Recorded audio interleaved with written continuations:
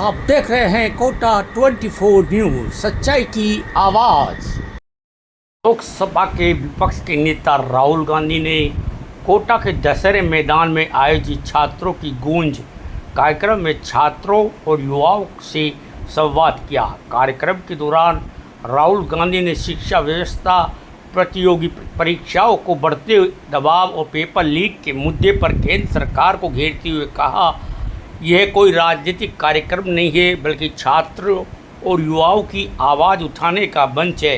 अपने संबोधन में राहुल गांधी ने कहा कि देश की वर्तमान शिक्षा व्यवस्थाओं छात्रों पर अत्यधिक दबाव डाल रही है, जिससे युवा मानसिक तनाव का सामना कर रहे हैं। उन्होंने दावा किया कि देश में 5 प्रमुख परीक्षाओं की तैयारी में लगभग 5 लाख करोड़ रुपए खर्च किए जाते हैं, जो कई केंद्रीय मंत्रालयों के संयुक्त बजट के बराबर होता है।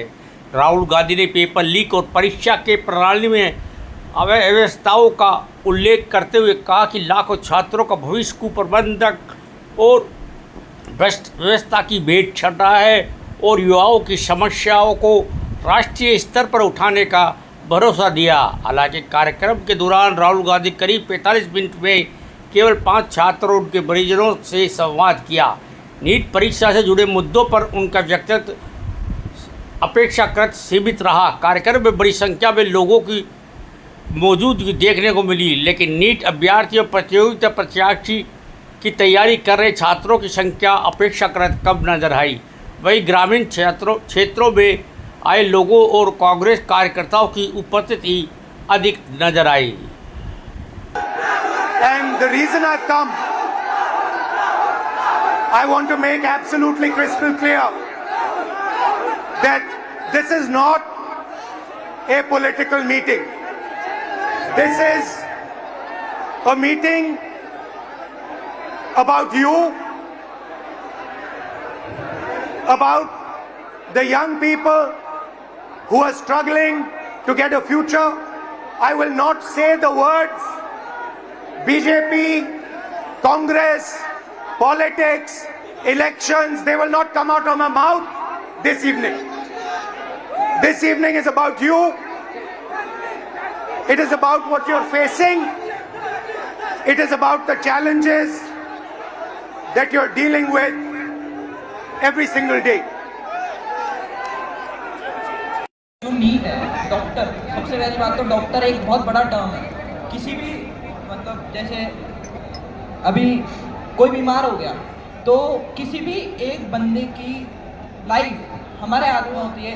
मतलब अभी तो मैं नीट के लिए तैयारी कर रहा हूँ, तो जैसे नीट का पेपर लीक हुआ तो पूरी होप टूट गई है।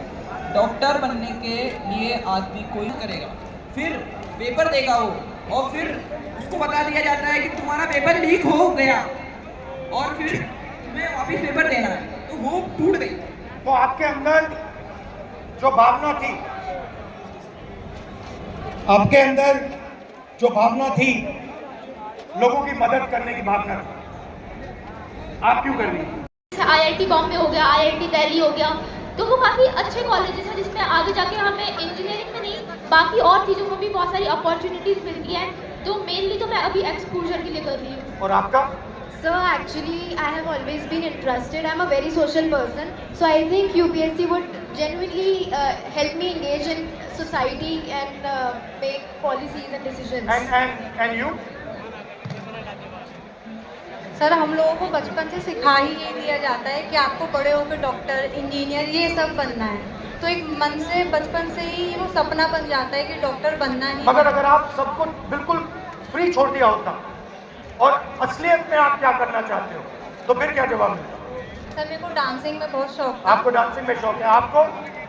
सर, हमको डॉक्टर ही बनना था। मेरे जो अंकल थे वो हार्ट अटैक से डेथ कर गए थे 2019 में, तो इसीलिए मैं मतलब अर्जेंट मतलब वो उन्हें नहीं मिला, तो इसी की वजह से वो डेथ कर गए, तो बस इसी के कारण मैं डॉक्टर बनना चाहता हूँ। और आप? अगर आपको पूरी फ्रीडम दिया गया तो क्या करोगे आप? सर, नहीं करोगे, डॉक्टर ही बनोगे? सबसे पहली बात तो ये कि जैसे कि मैं कुछ पढ़ रहा था तो मुझे पता चला कि सिर्फ 5 चीज़ें, 5 प्रोफेशंस जो लोग बस देखे देखी फॉलो कर रहे हैं। डॉक्टर, लॉ, इंजीनियरिंग और देखो मैं भूल गया थोड़ा सा, sorry sir. Relax relax. IIT भी ज़्यादा सीटें तो नहीं है, एक 30। या दो। इस पूरी भीड़ में से 180 लोग।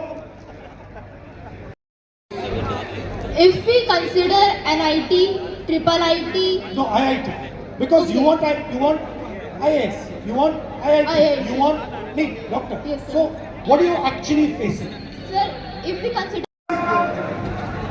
सबसे पहली कमी इसकी कि हम जो हमारे बच्चों के सपने हैं उनको पूरा नहीं करते हैं, जो उनके ऑप्शंस हैं, जो वो ऑप्शन चाहते हैं उनकी हम रिस्पेक्ट नहीं करते।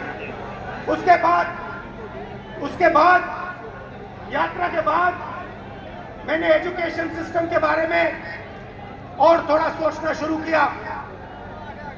सवाल उठे। दूसरा सवाल, पब्लिक सेक्टर एजुकेशन सिस्टम क्यों खत्म हुआ?